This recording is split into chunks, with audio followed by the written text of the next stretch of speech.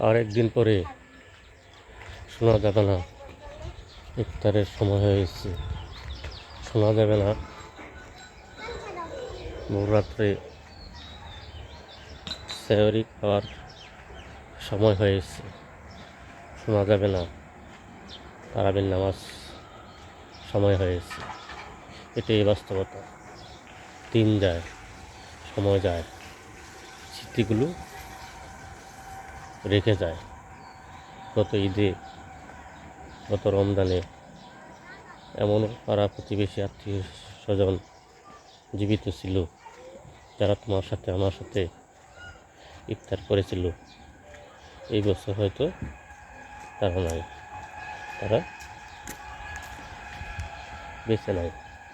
ঠিক তেমনই এই বছর তোমার সাথে আমার সাথে যে আত্মীয় স্বজন পাড়া প্রতিবেশী ইফতার করছে, ঈদের আনন্দ উপভোগ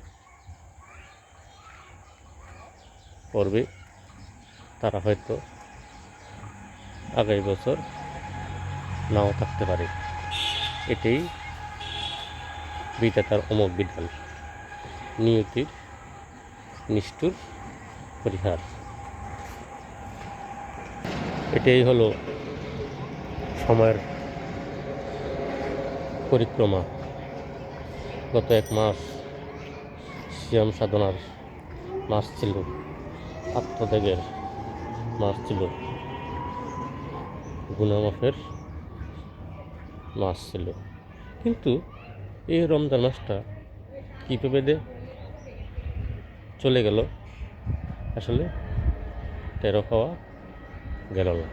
এটাই সুখের দিনগুলো দ্রুতই শেষ হয়ে যায়, দুঃখের রাত যেন শেষই হয় না। এটাই বাস্তবতা। আসলে মেনে নিতে কষ্ট হয়, তবু মেনে নিতে হবে বিধাতার অমোঘ বিধান, নিয়তির নিষ্ঠুর পরিহার। সময় আজ যে দিনটা চলে গেছে আর কোনো দিন ফিরে পাবো না। এই রমজান মাসটা চলে গেল, আর কখনো ফিরে পাবো না। তোমার আমার হয়তো কারোর জন্য এই রমজান মাসটা শেষ রমজানও হতে পারে। এটাই বিধাতাই ভালো জানে। এটাই বাস্তবতা, এটাই বাস্তবতা, এটাই জীবন মৃত্যুর সন্ধিক্ষণে আমরা দাঁড়িয়ে। এটাই বাস্তবতা।